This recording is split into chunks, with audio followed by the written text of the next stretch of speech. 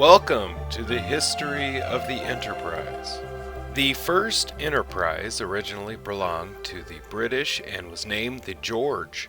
She cruised on Lake Champlain and supplied English posts in Canada. On May 18, 1775, Colonel Benedict Arnold captured the ship, renamed her Enterprise, and outfitted her with guns, and thereafter defended American supply routes in New England from British attacks. The ship was one of many that embarked more than 1,000 troops in August that year as part of an expedition against 3 Canadian cities, St. John's, Montreal, and Quebec.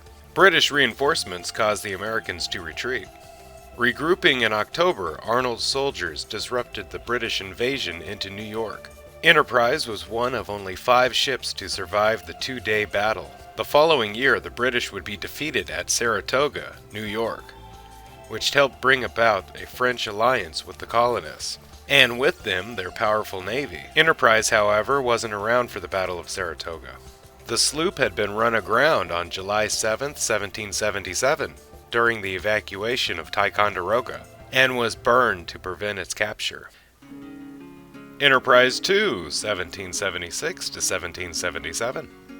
The second Enterprise, a schooner, was a successful letter of marque before she was purchased December 20th, 1776 for the Continental Navy. Commanded by Captain Joseph Campbell, Enterprise was operated principally in Chesapeake Bay. She convoyed transports, carried out reconnaissance, and guarded the shores against foraging raids by the British. Only meager records of her service have been found. They indicate that she was apparently returned to Maryland's Council of Safety before the end of February 1777.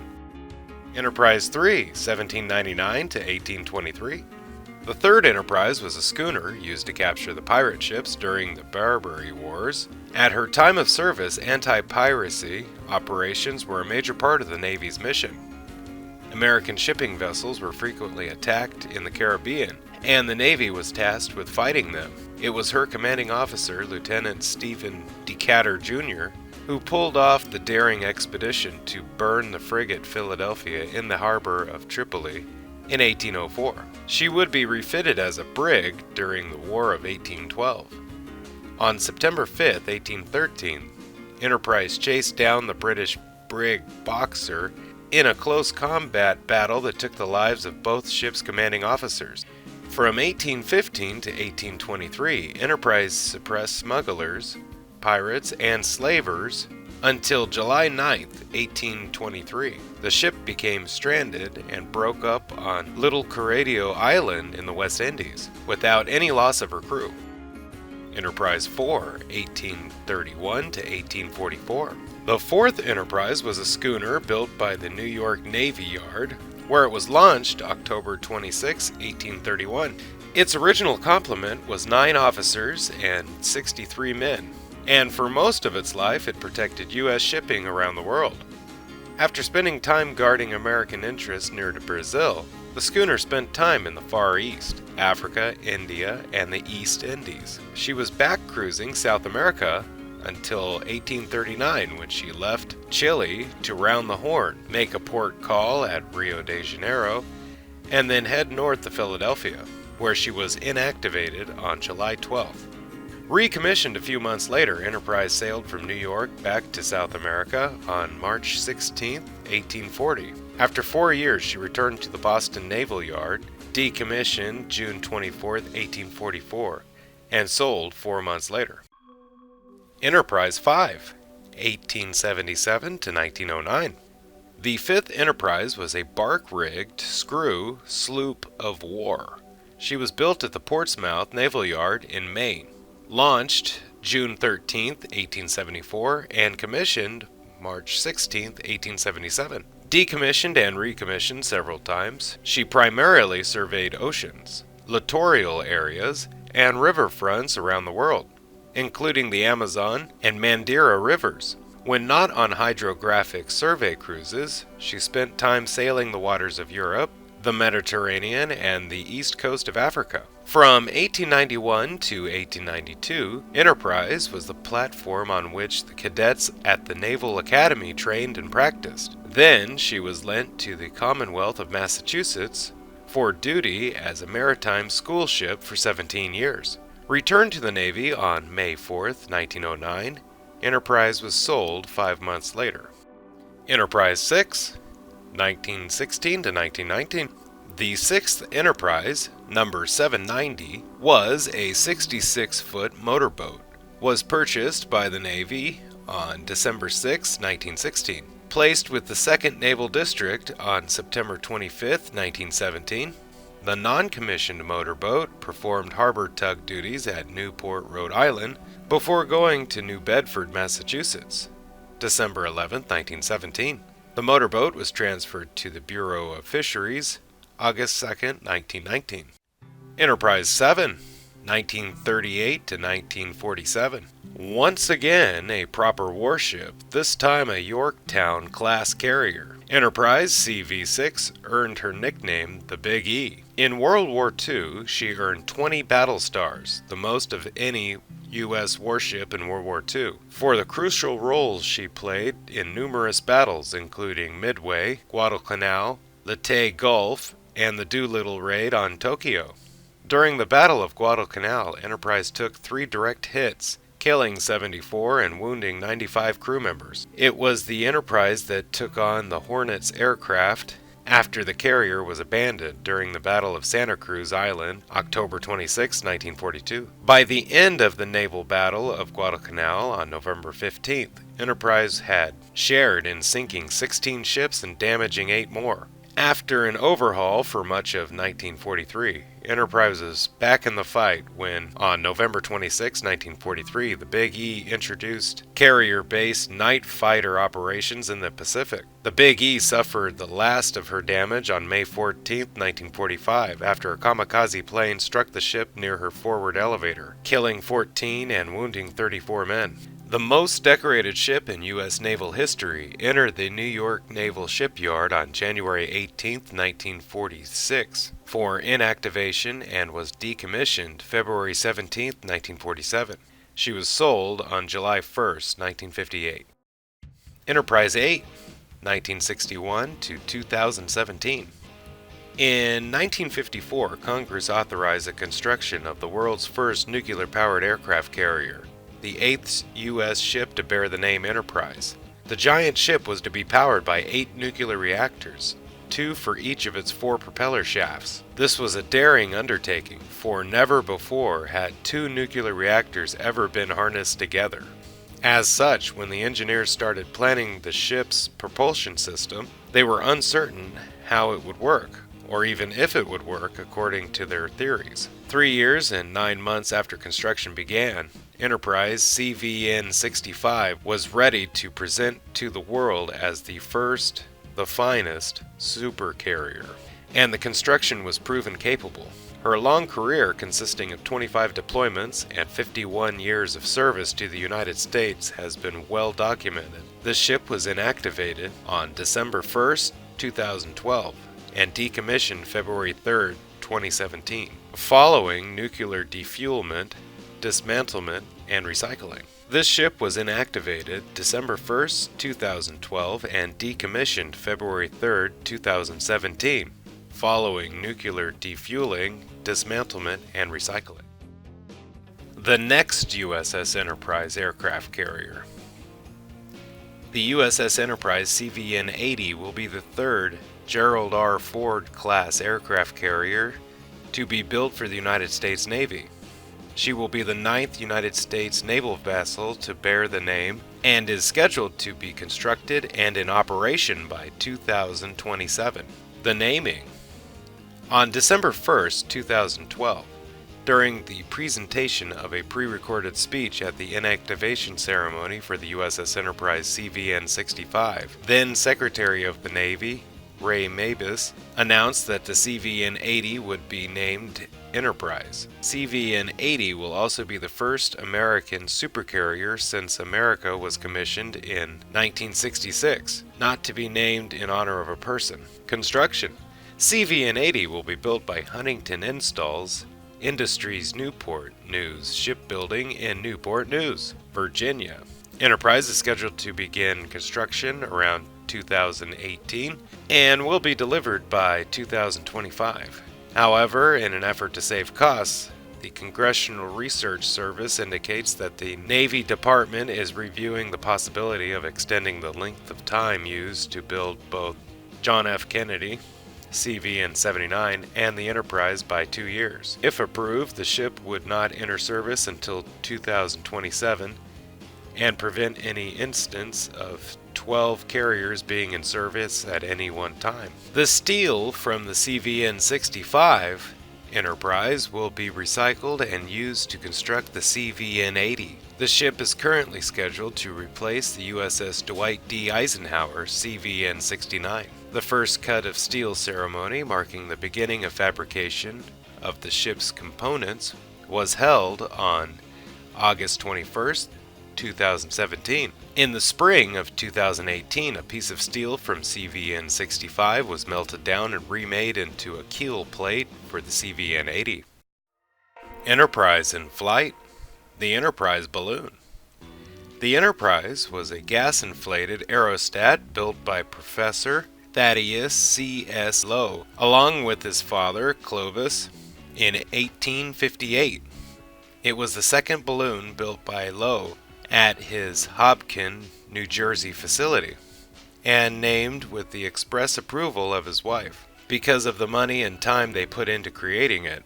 The Enterprise was built of the India silk, lightweight cording, and Lowe's patent varnish, which would keep the balloon envelope gassed up for as long as 2 weeks. The Enterprise was one in a set of smaller balloons taken to Cincinnati in March 1861 for use as a pre-flight test for a proposed transatlantic flight planned to take place in June 1861. Lowe had already made a successful test flight in a supergigantic balloon, the City of New York, in June 1860. However, his attempts to take off on a transatlantic attempt in September were thwarted by weather, which damaged the balloon to an extent the attempt would have had to have been delayed until the next spring. Professor Joseph Henry of the Smithsonian Institute advised Lowe to take a test flight from a point west to the eastern seaboard. This would maintain interest in his investors. Lowe decided on Cincinnati. Lowe's balloon used the normal easterly winds below the jet stream. It was his intent to wait for perfect conditions, that is, a wind blowing west, which he would fly and catch the easterly wind home. It was a month before the conditions came about. Lowe was hauled from a dinner being held in his honor to begin inflation. At 4 a.m. on April 19, 1861, Lowe boarded the Enterprise with a container of hot coffee wrapped in a blanket, another of water, and a batch of freshly printed Cincinnati newspapers, which would be proof of his flight should be successful. Lowe ascended through the west winds into the dark. By morning, he was spotted over Kentucky. He had attained altitudes in excess of 20,000 feet, according to his instrumentation, and had flown some 900 miles to a landing in Unionville, South Carolina. There, he was taken under house arrest as a Yankee spy, and it was a few days deliberating his fate, until which time a local college professor could vouch for Lowe's work as a scientist. Lowe was given safe passage back to Cincinnati to pick up his balloons. It was at this point he was asked to, and ultimately offered his services to, the Union Army. Washington, D.C. to Bull Run. Lowe was called to Washington, D.C. by the Secretary of Treasury, Salmon Chase. By June 11th, Lowe had an audience with Lincoln and offered a demonstration of his balloon. With the use of a telegraph key and operator, Lowe ascended the Enterprise 500 feet over the White House and transmitted the following: Balloon Enterprise in the air. To His Excellency Abraham Lincoln, President of the United States. Dear Sir, from this point of observation, we command an extent of our country nearly 50 miles in diameter. I have the pleasure of sending you this first telegram ever dispatched from an aerial station, and acknowledging indebtedness to your encouragement for the opportunity of demonstrating the ability of the science of aeronautics in the service of our country. I am, Your Excellency's obedient servant, T.S.C. Lowe. Lowe was held up in Washington for a time while discussions on the use of balloons were being made. At the same time, there were other applicants seeking the position of the chief aeronaut. Lowe tried to convince the military that special duty balloons would need to be built for military purposes, and that even his own Enterprise was not up to the task.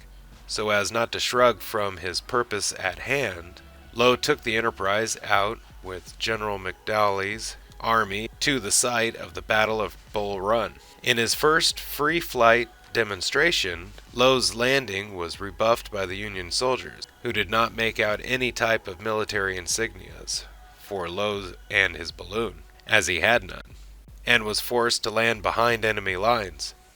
Fortunately, he was rescued before the enemy could find him. In this escapade, the Enterprise was badly damaged, but Lowe was finally given orders to build a proper balloon.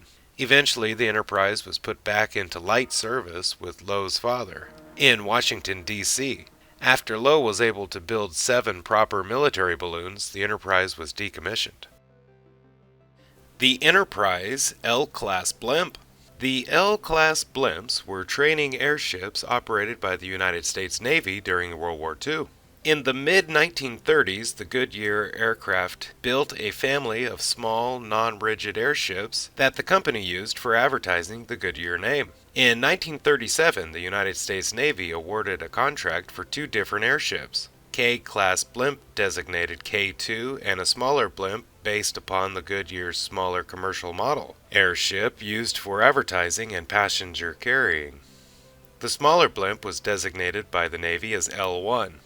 The L1 was delivered in April 1938 and operated from the Navy's lighter-than-air facility at Lakehurst, New Jersey. In the meantime, the Navy ordered 2 more L-Class blimps, the L2 and the L3. On September 25, 1940, these were delivered in 1941. L2 was lost in a nighttime mid-air collision with the G1 on June 8, 1942. When the United States entered World War II, the Navy took over the operation of the Goodyear's 5 commercial blimps. These were the Resolute, Enterprise, Reliance, Rainbow, and Ranger. These airships were given the designations L4 through L8, even though their characteristics and performance varied among them. As training airships, these blimps operated mainly from the 2 major lighter-than-air bases, Lakehurst and Moffett Field. While too small for any extensive operational use, they were used on some coastal patrols.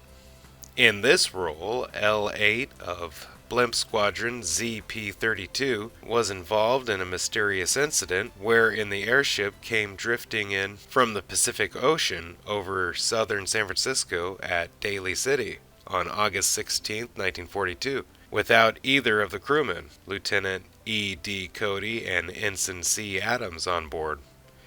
No trace of either man was ever found.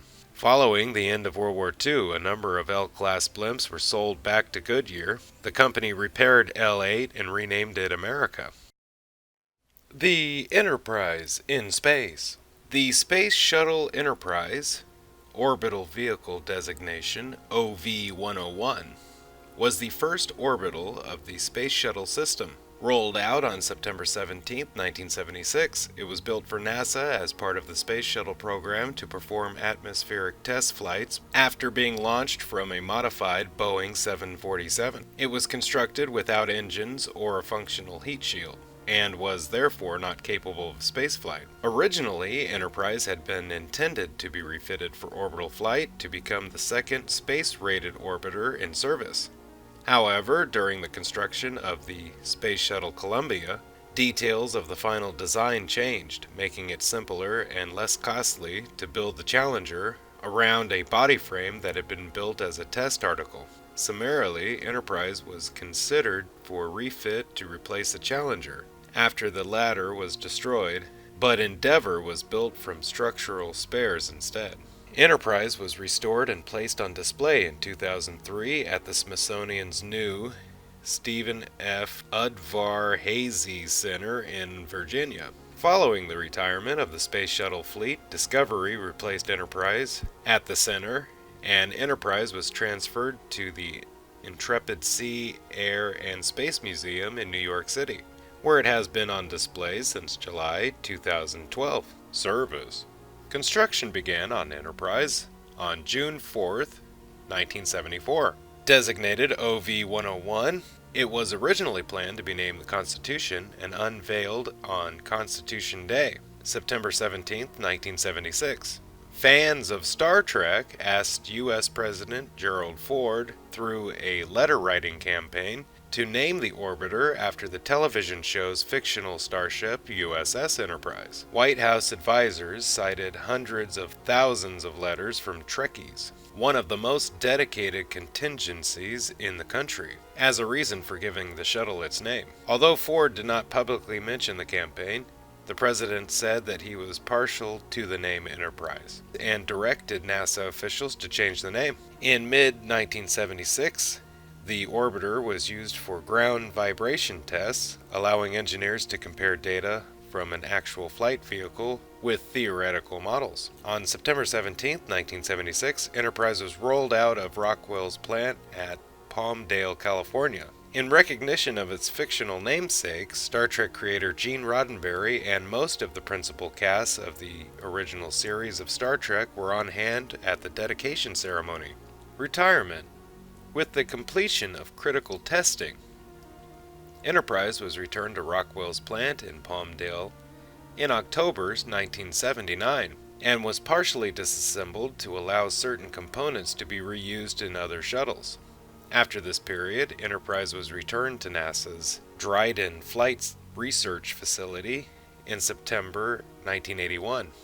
During 1983 and 1984, Enterprise underwent an international tour visiting France, Germany, Italy, the United Kingdom, Canada, and the American states of California, Alabama, and Louisiana. It was also used to fit-check the newer used Space Shuttle launch pad at Vandenberg Air Force Base, California. On November 18, 1985, Enterprise was ferried to Washington, D.C., where it became property of the Smithsonian Institution. In December 2011, it was moved again and became property of the Intrepid Sea, Air, and Space Museum in New York City. The VSS Enterprise. The VSS Enterprise was the first Spaceship Two, SS-2, spaceplane built by Scaled Composites for Virgin Galactic. As of 2004, it was planned to be the first of 5 commercial suborbital SS-2 spacecraft planned by Virgin Galactic. It was also the first ship of the Scaled Components Model 339 Spaceship Two class, based on upscaling the design of record-breaking Spaceship One. The VSS Enterprise's name was an acknowledgement of the USS Enterprise from Star Trek television series. The spaceplane also shared its name with NASA's prototype Space Shuttle orbiter, as well as the aircraft carrier USS Enterprise. It was rolled out on December 7, 2009. Spaceship Two made its first powered flight in April 2013. Richard Branson said it couldn't have gone more smoothly. Enterprise was destroyed during a powered test flight on October 31, 2014, killing 1 pilot and seriously injuring another. This was the first spacecraft-related accident in which part, but not all, of the crew survived.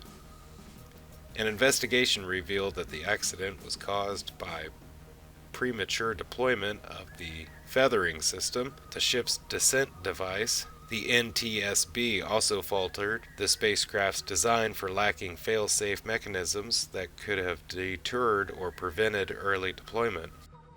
Thank you for watching the History of the Enterprise. Don't forget to like, share, and subscribe if you can. If you already have, thank you, and have a nice day. Bye-bye.